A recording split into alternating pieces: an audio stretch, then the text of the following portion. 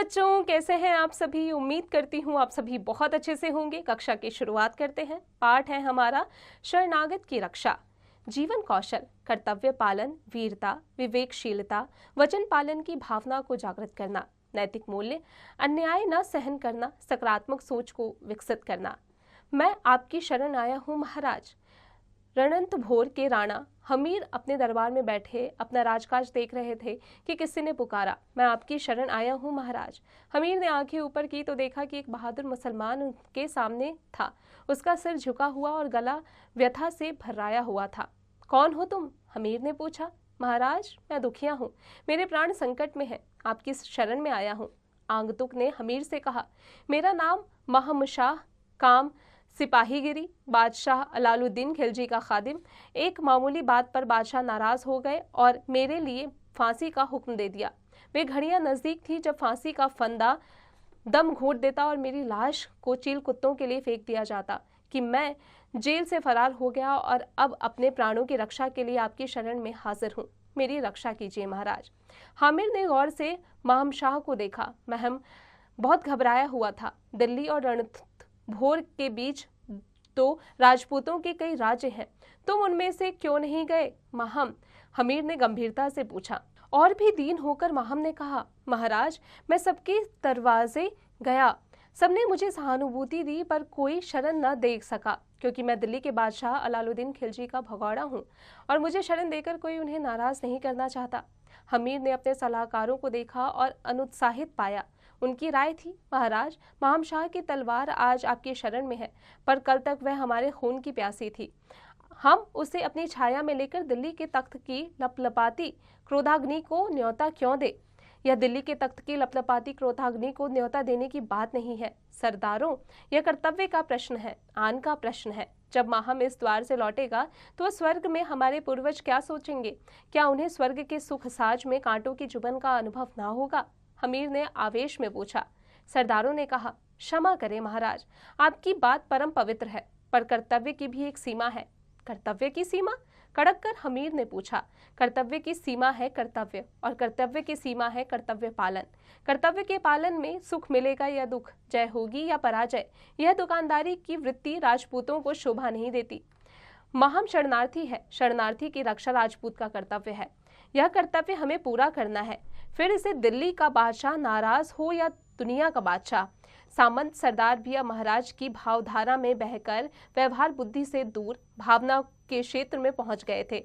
उनके मुंह से निकला, धन्य महाराज। हमीर ने कहा, महमशाह, रणथंभोर अब तुम्हारा घर है, आराम से यहाँ रहो और विश्वास रखो कि अब किसी की हिम्मत नहीं कि तुम्हारी तरफ तिरछी आंखों से देखे। कोई कष्ट हो तो हमें कहना। जाओ।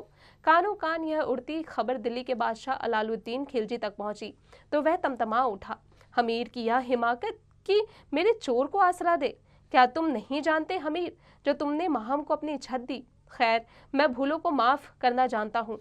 कोई बात नहीं, महम को अपनी देखरेख में मेरे सुपुर्द करो और अपने कसूर की माफी मांगो। अलाउद्दीन का यह संदेश हमीर के पास पहुंचा तो वह मुस्कुराया। उसने लिखा, महम को शरण दी है, कोई नौकर नहीं रखा, और अपना सर्वस्व लुटाकर भी शरणागतों की रक्षा करना मेरी जाति के संस्कार है। सपने में भी उम्मीद न रखिए कि महम को मैं आपके दरवाजे पर लाऊंगा। अब जो मुनासिब समझे, यानी अब जो ठीक समझे कीजिए। जवाब क्या था? एक पलीता था जिसने खिलजी के बारूद में आग लगा दी और उसने कुछ दिन बाद ही अपनी फौजों के साथ रणथंभोर का किला घेर लिया। लड़ाई झगड़े से क्या फायदा हमीर? ला, महम को मुझे सौंप दे। खिलजी का यह आखिरी संदेश था। लड़ाई से मैं नहीं डरता और जीवन की आखिरी घड़ी तक महम की रक्षा करूंगा। हमीर का यह आखिरी उत्तर था। दूसरे दिन रण दुदुम्भी बज उठी। ऊंची पहाड़ी पर बना रणथंभोर का किला और चारों ओर फैली शाही फौजें, एक तरफ अपने बादशाह के लिए लड़ने वाले फौजें तो दूसरी तरफ अपनी आन पर मर मिटने वाले सिपाही। एक तरफ भरपूर साधन तो दूसरी तरफ भरपूर आन। लड़ाई क्या थी? यह बात की बाजी, और बाजी जिसका निशाना एक आदमी के प्राण, और इस एक प्राण के लिए हजारों प्राण, सरसों के दानों की तरह हथेली पर। दोनों तरफ हजारों युद्ध काम आए। बादशाह की ताकत जितनी छीजती दिल्ली उसे पूरा कर देती, पर हमीर की शक्ति धारा की जो लहर बह जाती फिर न लौटती। हर टूटती तलवार 100 को 99 करती और हर गिरता सिपाही 1000 को 999। व्यय के रास्ते खुल हुए थे, आय के बंद। कारों का खजाना और कुबेर का कोष भी यों कब तक टिक पाता। हमीर उस दिन कुछ सोच रहे थे कि महम शाह आकर खड़े हो गए। कहिए शाह साहब, क्या बात है? हमीर ने कहा। महम शाह को चुप देकर हमीर ने पूरी गंभीरता से कहा, शाह साहब, यह लड़कों का खेल नहीं, युद्ध है। फिर क्या आप जानते नहीं कि मैं राजपूत हूँ? जो वचन दे चुका हूँ उसे मरते दम तक निभाऊंगा। इस लड़ाई में आपकी बहादुरी का चमत्कार देख कर मैं बहुत खुश हूँ। हार और जीतो किस्मत के दो किनारे हैं, इनकी फिक्र ना कीजिए। लड़ाई चलती रही, सामान और सिपाही घटते रहे। एक दिन भंडारी ने खबर दी, आज खाने का सामान खत्म है। रणथंभोर के किले में एक सभा हुई कि अब क्या करें। महम शाह ने बहुत खुशामद की। वह बहुत गिड़गिड़ाया कि उसे बादशाह को सौंपकर सुलह कर ली जाए, पर उसके प्रस्ताव का समर्थक वहां कोई न था। सच्चाई यह थी कि हमीर और उनके साथियों के सामने प्रश्न यह नहीं था कि हम कैसे बचें। उनकी विचार दिशा तो केवल यह थी कि हम कैसे लड़ें। भावुकता का ऐसा ज्वार विश्व के इतिहास में शायद ही और कहीं आया हो। फैसला हुआ कि कल किले का द्वार खोल दिया जाए और जमकर युद्ध हो। इस युद्ध का अर्थ स्पष्ट था, आत्म आहुति, सर्वस्व समर्पण। जीत की कामना सिपाही को उत्साह देती है तो विजय की आशा उसे बल।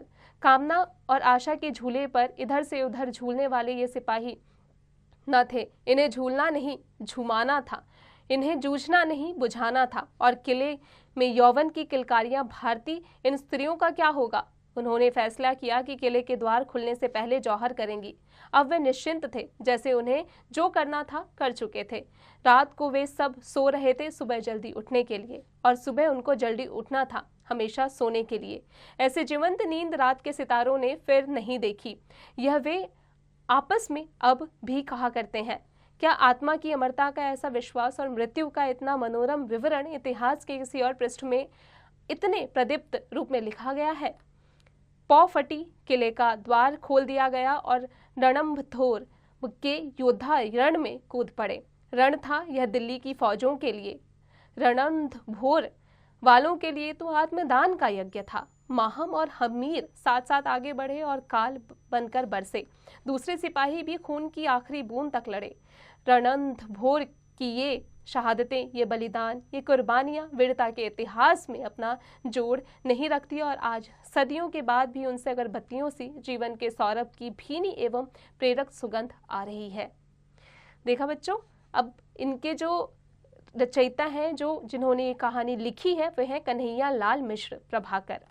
जीवन परिचय। कन्हैया लाल मिश्र प्रभाकर का जन्म 29 मई सन 1906 ईस्वी को देवबंद जिला सहारनपुर में हुआ था। वे एक स्वतंत्रता सेनानी, पत्रकार, लेखक, कथाकार, निबंधकार, न जाने क्या क्या थे। उनकी प्रमुख रचनाएं थी जिंदगी मुस्कुराई, बाजे पालियां के घुंघरू, जिंदगी लहलहाई, दीप जले, शंख बजे, माटी हो गई सोना। उन्होंने विकास, ज्ञानोदय और नया जीवन का संपादन भी किया। 9 मई 1995 को उनका निधन हो गया। तो बच्चों, अब आ जाते हैं इसके अभ्यास कार्य पर। उम्मीद है कक्षा में पढ़ाई गई हर एक बात आपको अच्छे से समझ में आ गई होगी। अब आप इसका अभ्यास कार्य स्वयं कीजिएगा।